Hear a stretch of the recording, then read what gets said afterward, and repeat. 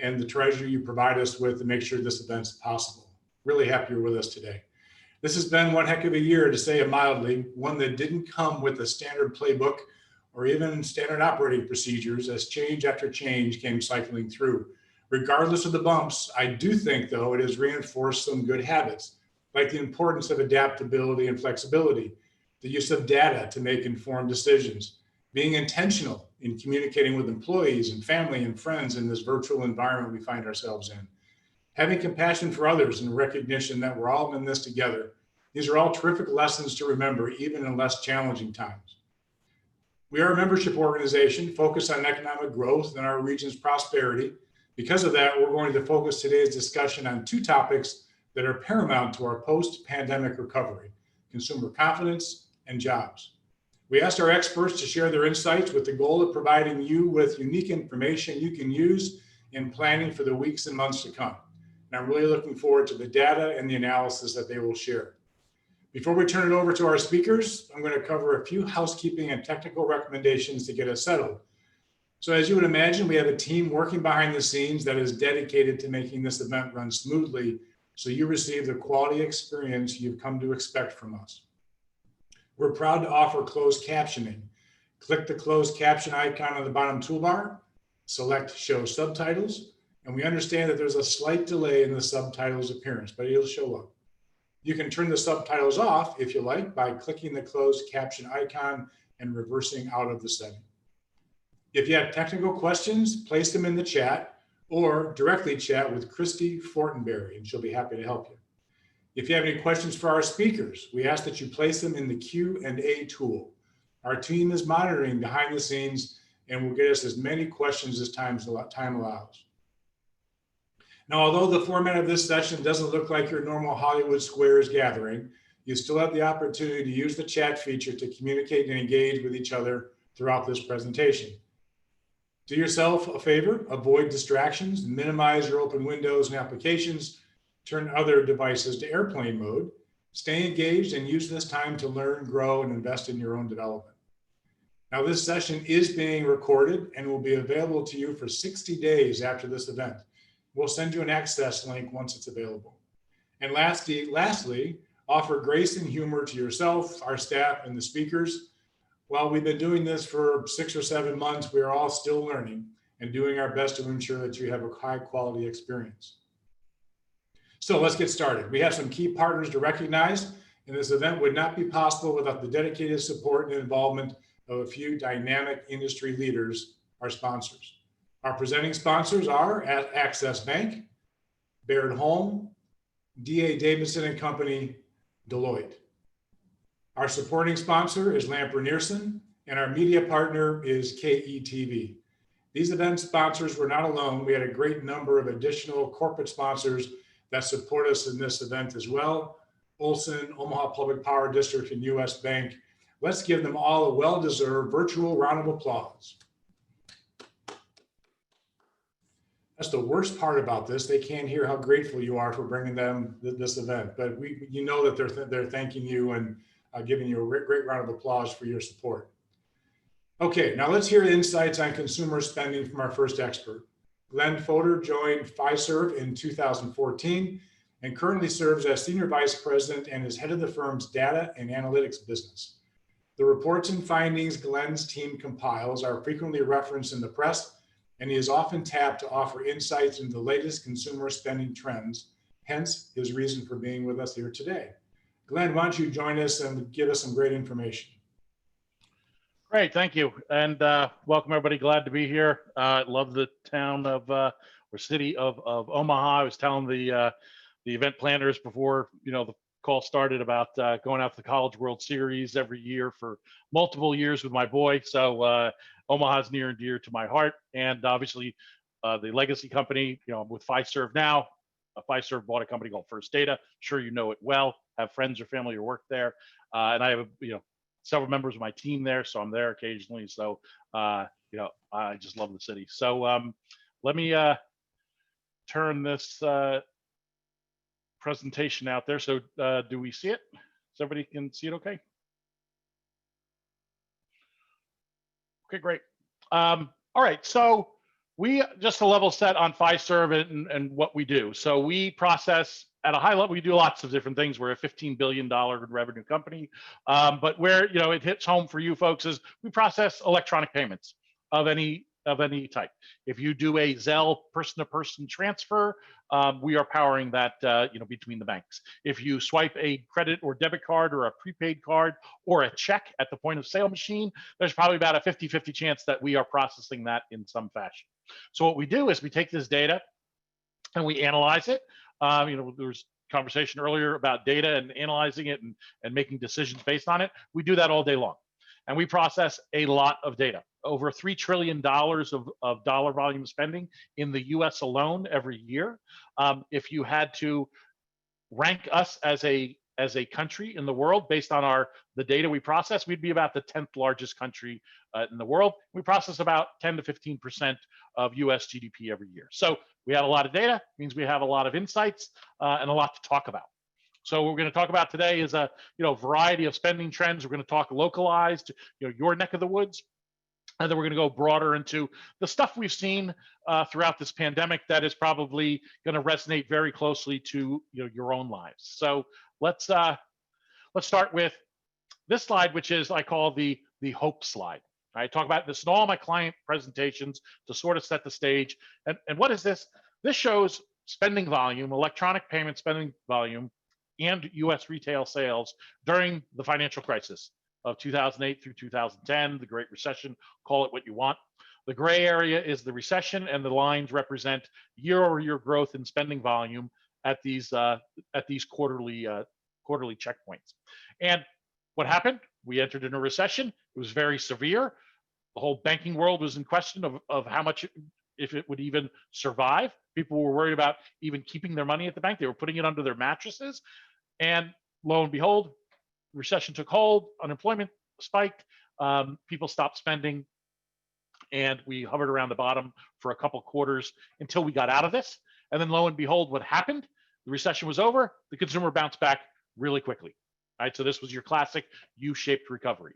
The shape of the curve this time around is a lot more V-shaped, meaning we didn't take several quarters to fall into recessionary level and for volumes to drop off.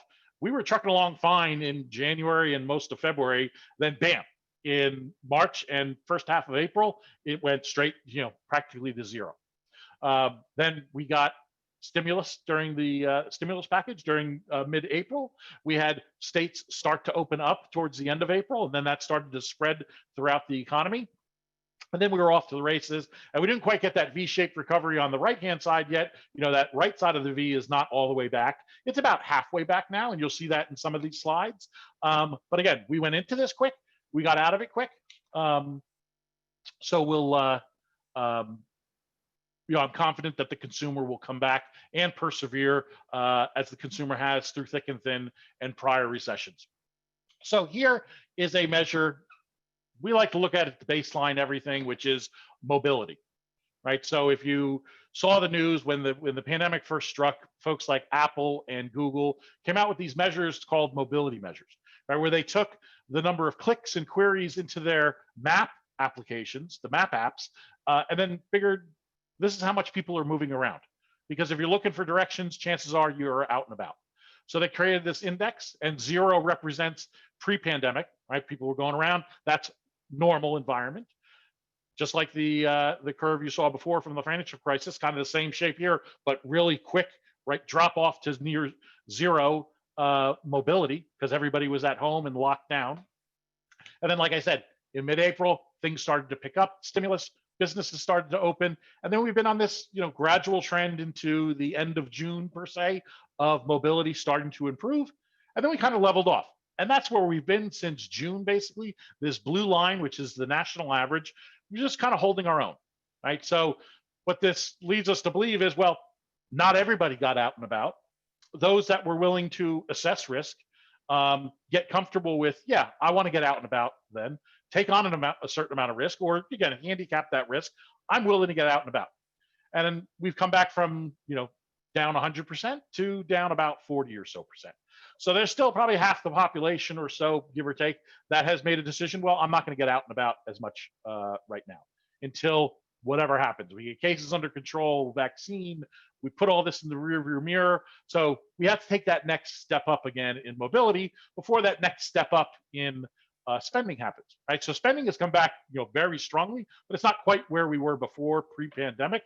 And that's this is not a spending chart, but the spending chart generally looks like this. It tracks pretty closely with mobility. Now, to bring it home to you folks in the state of Nebraska, Nebraska is obviously following the same sort of patterns as the nationwide. Nebraska is the orange line, but then in the last couple of months, Nebraska's clicked up a little bit above the nationwide average. So you folks are probably witnessing this and sensing amongst your communities, hey, people are getting out and about more.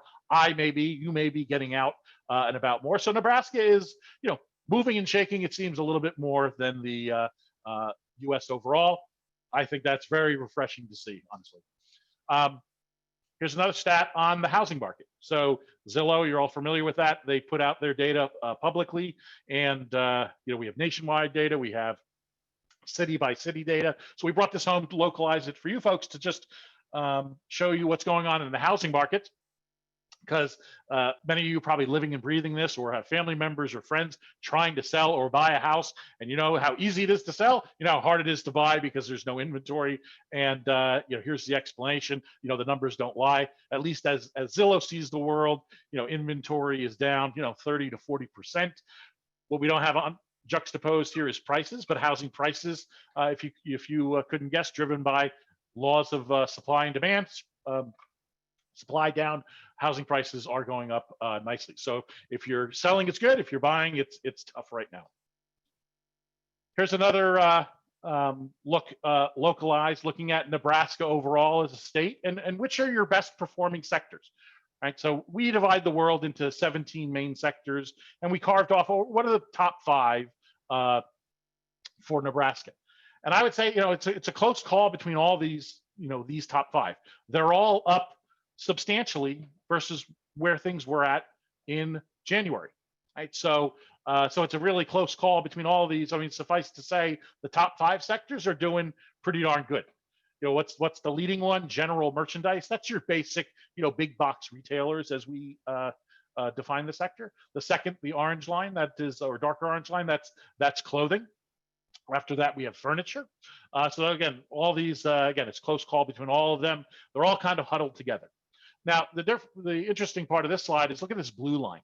Right? This blue line took off in April in Nebraska in a big way. It came back to earth a little bit, but still finished up in very good territory, i.e. it's within the top 5.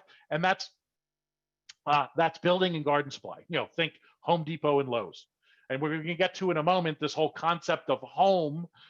This concept of home is driving a lot of secondary effects, downstream effects on various parts of the economy. And one of those is do-it-yourself projects at home, freshening up your spaces, building a staycation in your backyard. And that has been a big quote-unquote thing for home improvement.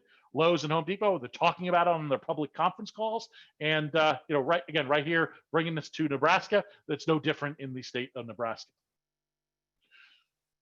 So here we're going to dive into now some perspectives on the pandemic and what we've gone through. Right. So there's all these knee-jerk reactions that people had when they had to stay home, that life was going to change forever. And I have a couple slides in here. They're just humorous looks at some of these things like gardening.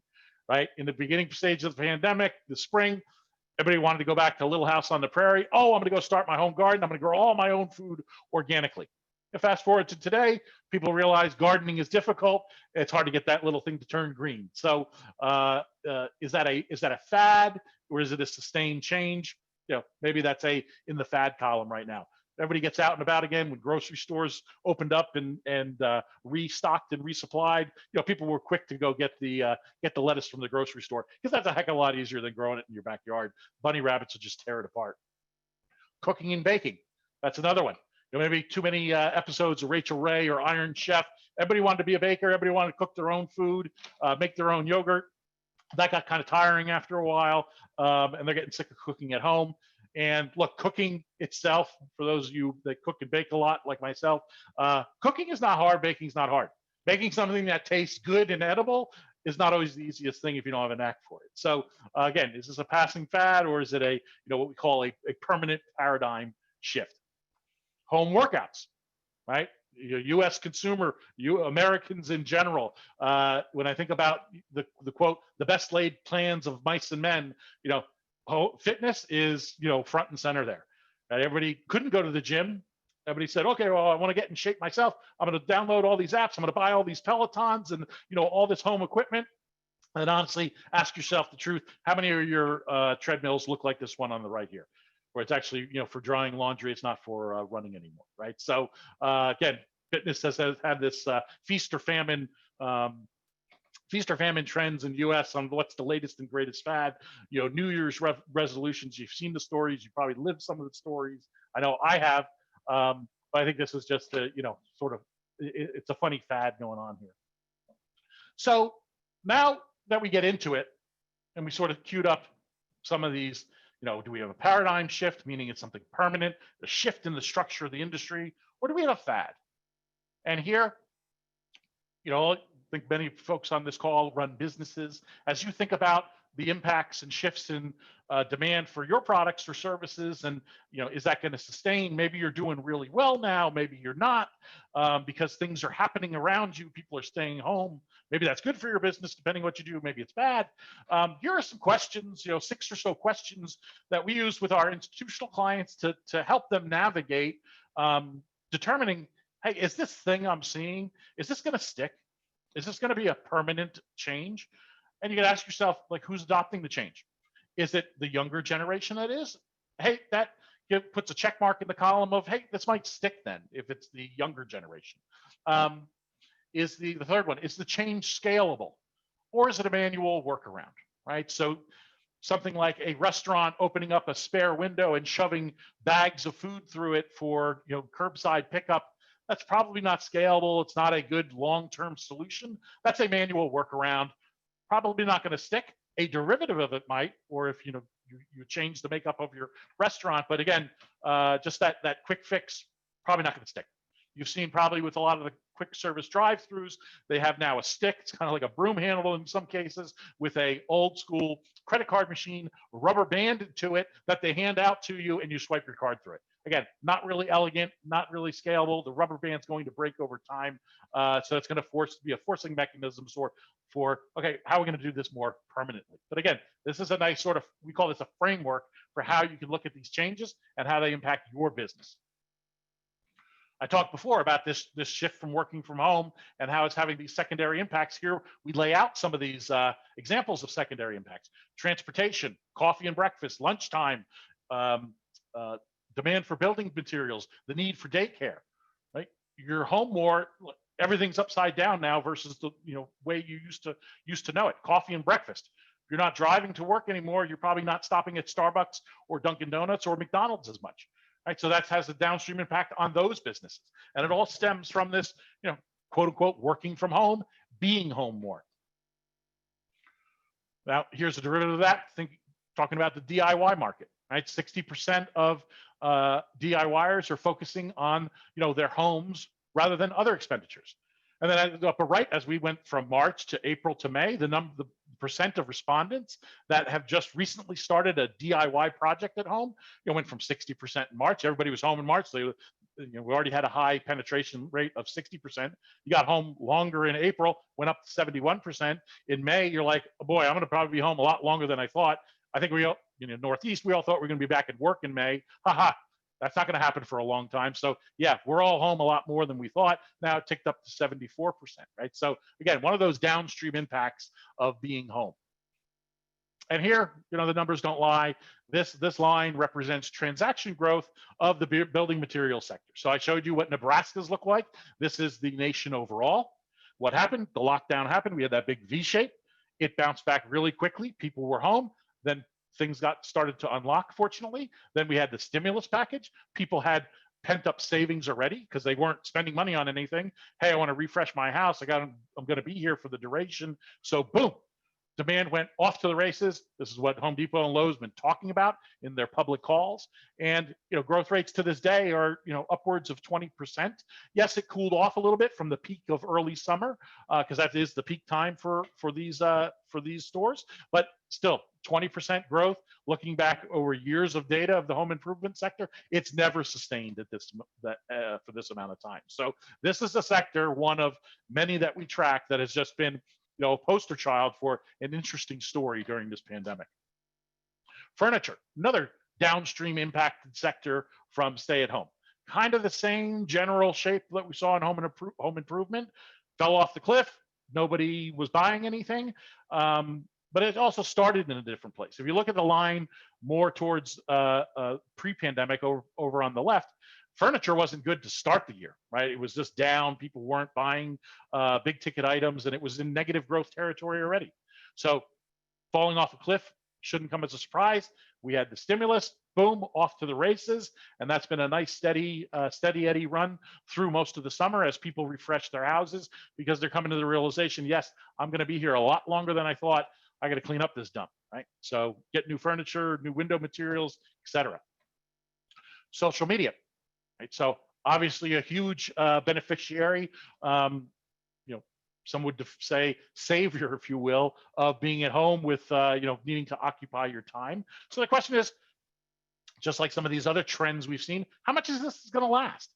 And I would say, if you believe the surveys, it's kind of mixed. 25% say, they'll probably spend even more time on social media post the pandemic.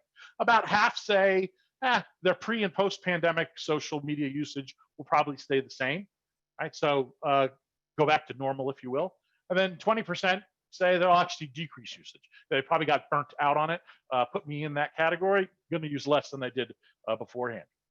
So then we have a quote here from Mark Zuckerberg. I think that guy has a pretty informed view of the world as it relates to social media. And he says, we don't expect this spike in usage is going to sustain forever. That's a little bit different than what the retailers and banks are talking about when they think about the spikes in their digital business. Banks are saying, this is going to be a thing that continues to sustain. Retailers, Home Depot, Tractor Supply, McDonald's, they say the same thing. This digital shift is going to sustain post-pandemic. Digital, right? So we're all living this to this day as we go out and shop in the retail space. We have some stats here from Nike, Best Buy, Target, some quotes there talking about their view of digital. And then at the bottom we have some numbers, and the numbers don't lie. These metrics, the growth is off the charts.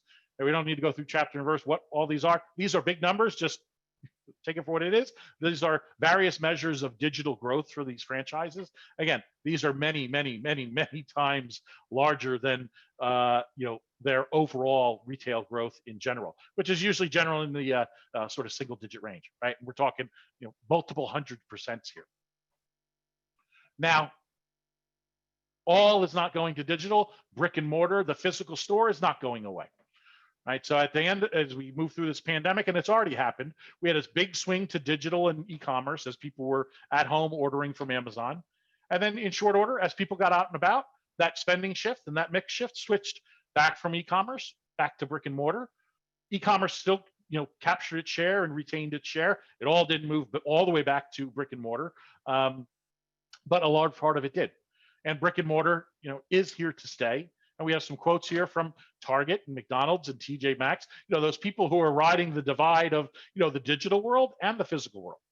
And I looked to a interesting article came out recently in New York City about Home Depot. Home Depot has two large locations in New York, and Bed Bath & Beyond is shutting down a large location on the Upper East Side. Home Depot is buying that up, and they're going to open their third store in Manhattan.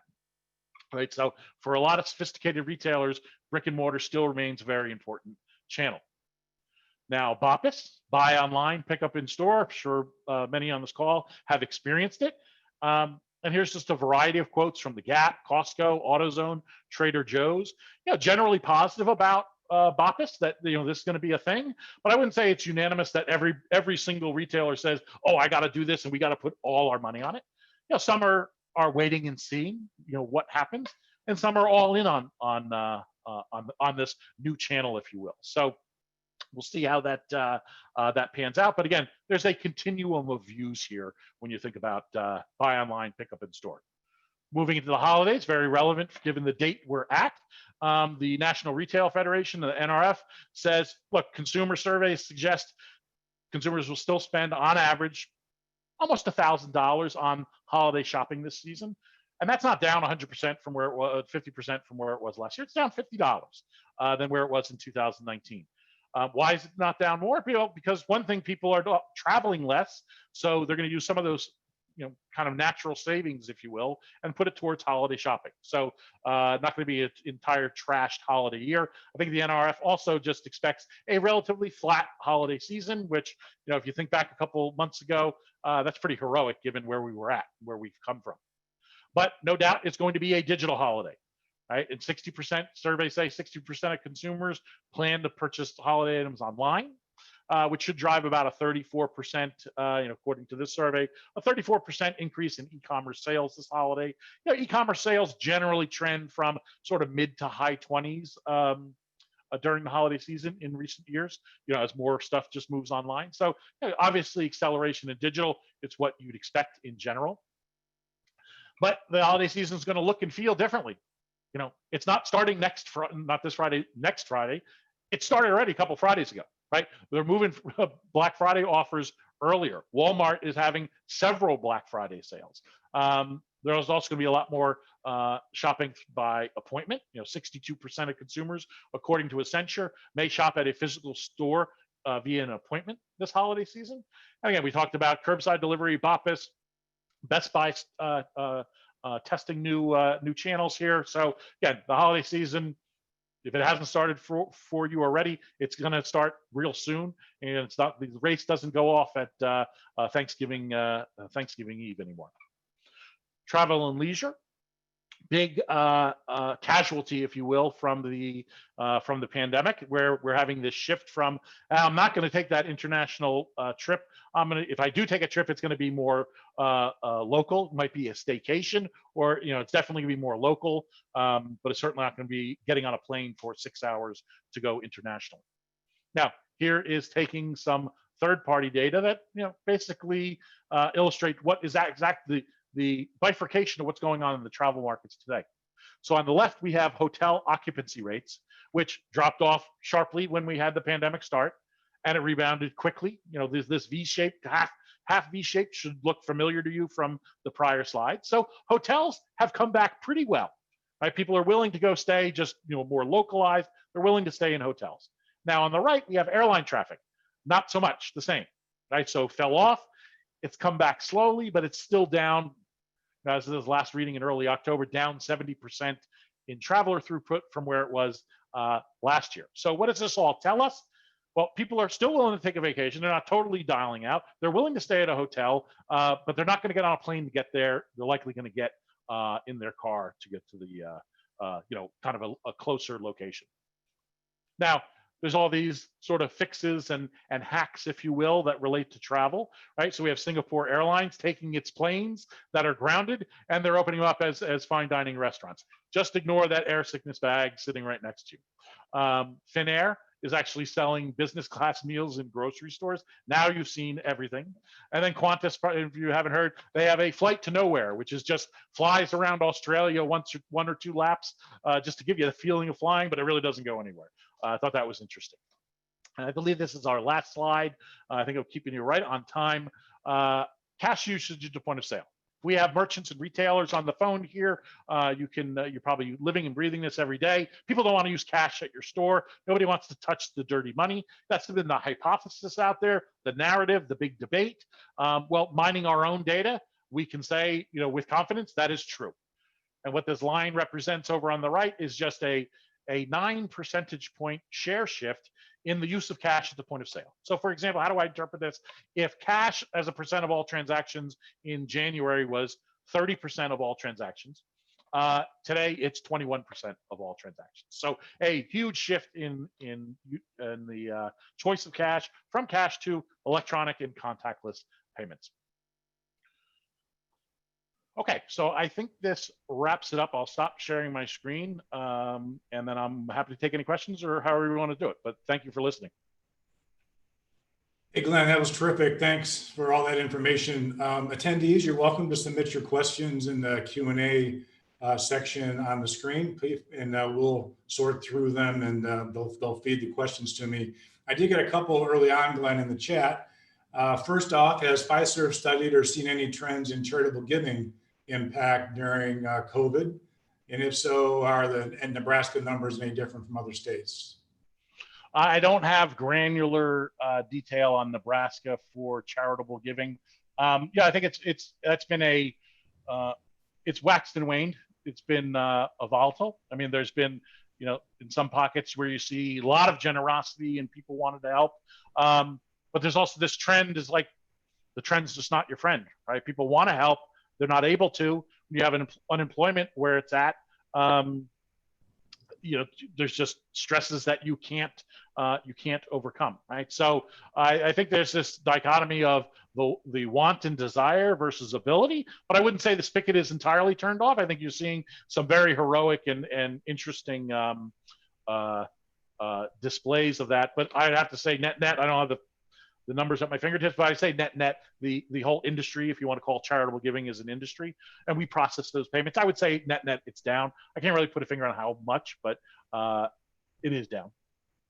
Appreciate that. I've got a lot of friends who are into hunting and sports shooting, and they continue to talk about the fact that ammunition is hard to find, and firearm sales are going through the roof. Do you have any information about that by chance? Yeah, it's funny. I was asked about ammo sales a couple months ago, and we looked at it. And I would concur with your comments. I don't have the latest numbers, but when I looked at it a couple months ago, somebody just like you had an interest in this hobby. Yeah, things were off the charts. Yes, and I would think that would continue. Somebody asked about consumer confidence. The last I looked at university, so I'm looking at consumer confidence along with a bunch of other measures. I didn't have this chart in here, but we focus on like 8 or 9 key consumer health measures, if you will, as we on my team try to gauge what's going on.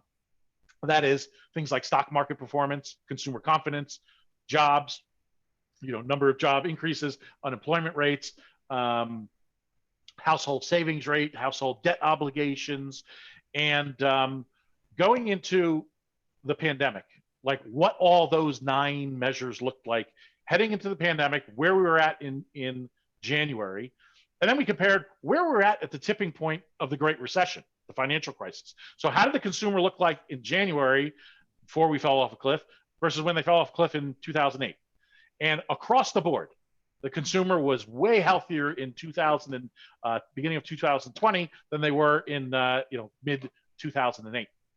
So to me, that gave hope that, okay, depending on how long this lasts, we're going to get through this better.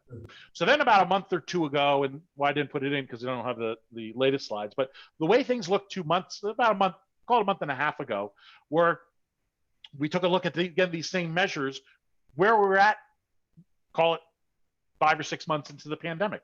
And I would say some of those measures were holding their own fairly well, considering that the other measures were, remember, they were pre-crisis measures, and now we're like mid-crisis measures. And consumer confidence, yes, it was down, but it wasn't off the charts down. The stock market was actually doing pretty well. Consumer savings rates were actually higher now.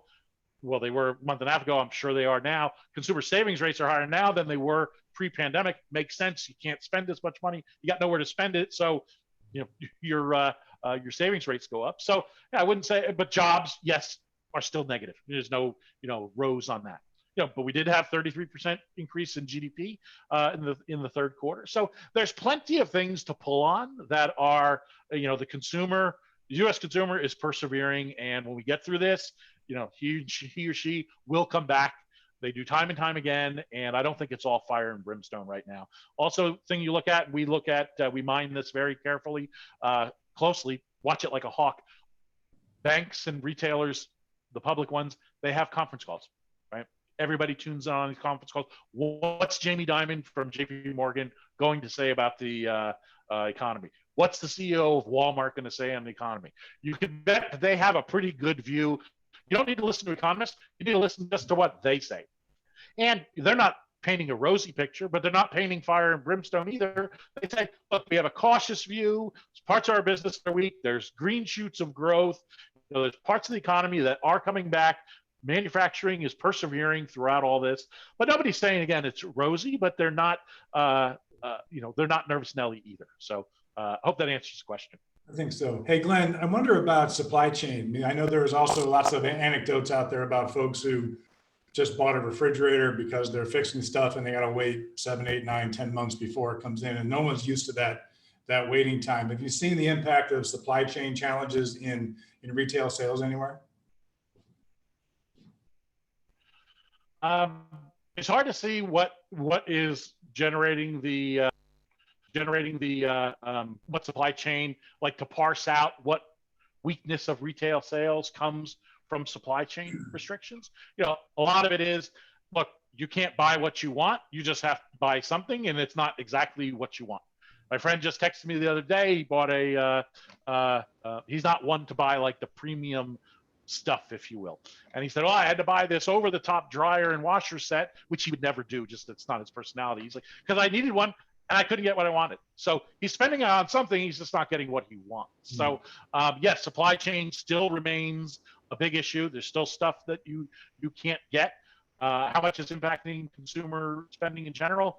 Not sure, because again, people are they're spending on something else, either a different product or they're just buying a product that grin and bear it that I didn't want, but it's, might be a, cheaper good or a more expensive good.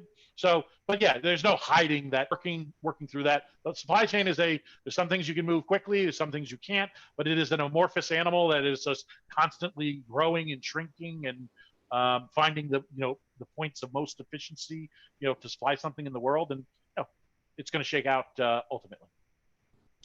So let me ask you one last question here, and then we'll thank you profusely for all the information you've given us. It seems like there has been an ability for us to continue the high level of the economy being dependent upon consumer spending, and that's in large measure been because of the dollars that have come from the federal government to keep money in people's pockets. If there isn't another bill that comes out relatively soon, you predicting some kind of a downward trend in spending because people just don't have some of the dollars in their pocket like they did early in the pandemic? Yeah, I mean, look, we have built up savings, so consumers, some are stretched. I'm not going to lie that none are, but the stats say consumer savings across all across all wealth bands are way higher than it is normally. So there is some sustenance there, and yes, there's no denying, the numbers don't lie that you saw in the charts. When we had that stimulus payment in mid-April, things were off to the races, coupled with the economy unlocking. The economy and it started with Georgia and South Carolina and Oklahoma and Alaska that, like, April 25th, they all started to open up. Tattoo parlors and salons, go figure that. But I didn't make the rules. But then restaurants followed, and then the rest of the states followed. But the charts don't lie. When you gave the stimulus, it was off to the races. And the economy, the consumer probably could use another shot in the arm. But I will say it's not all negative either. So we did an analysis of these extra unemployment benefits that people got from, March or April through July 25th. Mm-hmm. And we segmented the spending of our population into just those who made $100,000 or below. So we took our $3 trillion of spending, isolated it down through various data science methods. Okay, what is the spending profile of those making 100 or less, 100K or less, because those are the main people who are receiving these extra unemployment benefits. And the before and after, like breakpoint, where spending was in July, up to July 25th, and then where it was after. Like I looked at it through sort of late September. I can't say I have the latest, but for like at least a month and a half after that break point, July 25th, when it stopped, spending was holding up just fine, right? So in, again, the segment that was most exposed to cutting off those benefits, right? So, maybe by now, finally they're feeling the pain, but I could say with confidence for at least a month and a half after, the consumer still held up. That's great. Hey, Glenn, you've been terrific. The information is really informative and as current as we could ever find it. Thank you so much to you for spending your time and energy putting this together, and to Fiserv for suggesting you could be the rock star that you are. So thank you so much for doing this. Believe me, we're all giving you a round of applause and saying thank you for the time you're spending. So thanks much, Glenn. We really appreciate that. This was fun. Come back anytime you need me. So thank you so much. Thanks. Perfect. Thanks a lot, Glenn. Appreciate it. Sure. So